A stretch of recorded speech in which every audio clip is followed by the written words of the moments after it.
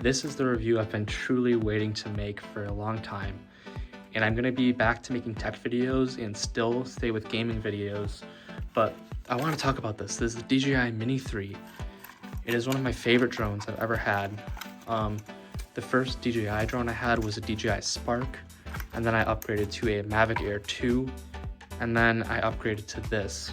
And there are a lot of pros and cons, especially with how DJI is kind of looking right now with the US, and you know, it's not looking so hot for DJI, but this is still a very good drone to get, because if something, you know, bad happens, I mean, you can sell this drone, you can get your money back, and as long as you take good care of it, you know, just, this is not a toy. This is a professional drone that, you know, just be cautious of, because it's, you know, $400 to $600 depending on what you get.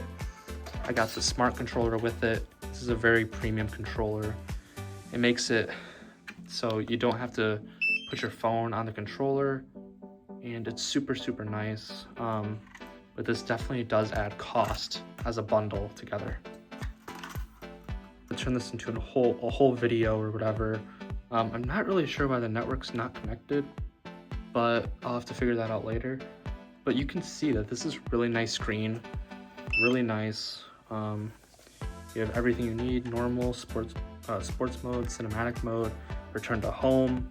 You can pause the drone in midair. So yeah, that's just a little slice of what you can get with the smart controller. So much more, and it's an amazing controller. You don't have to get it.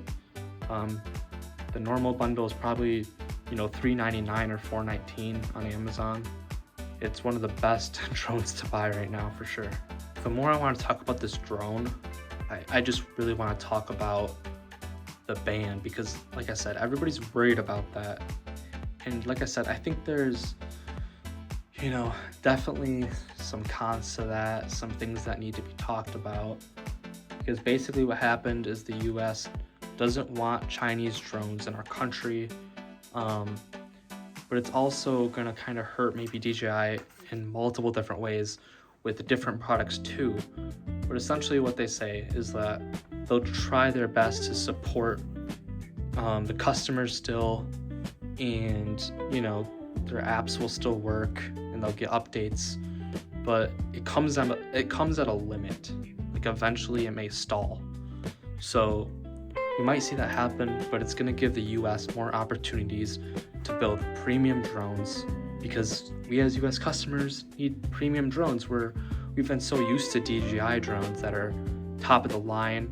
I like to say that they're like the McLaren or Ferrari of drones. They're really that great. They've really just built a very solid reputation over the years, so much so that they have been in Apple stores. I mean, if Apple is partnering with them, that's clear that they're a premium company. You know, they're reliable.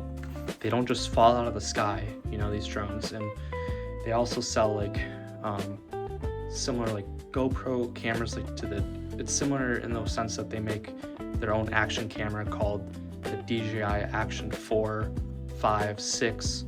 And I just bought one the other day because I still believe that it's going to be a reliable camera for, you know, the next maybe 2 to 3 years, hopefully.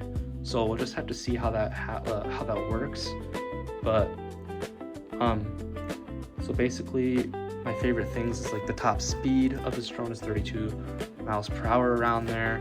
The battery life is like 40, like I believe for the 249 gram battery, I believe it's like 28 to 32 minutes.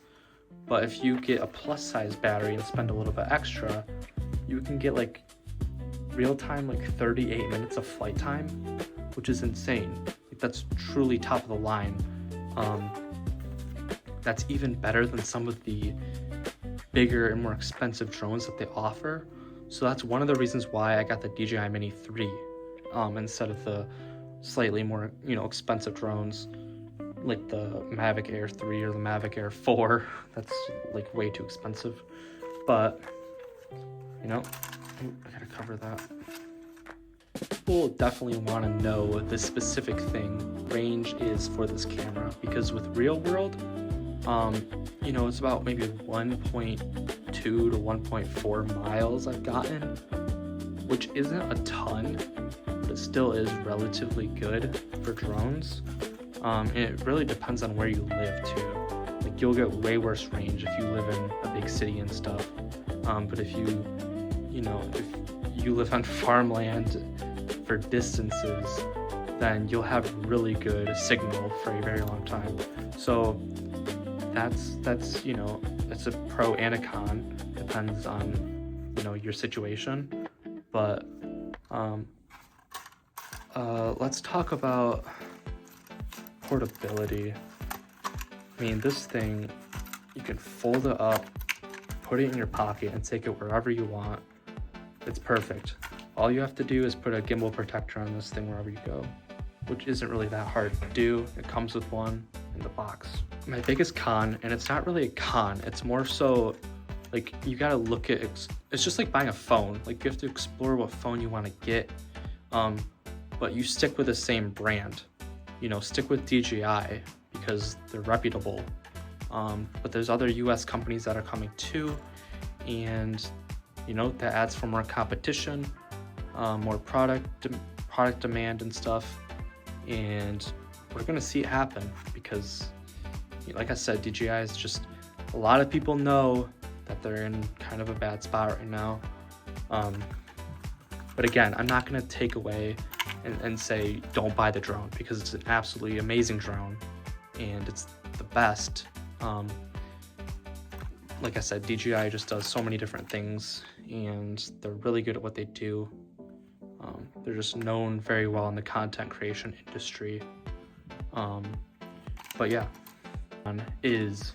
there are not that many, as you can see, is that there's not that many sensors.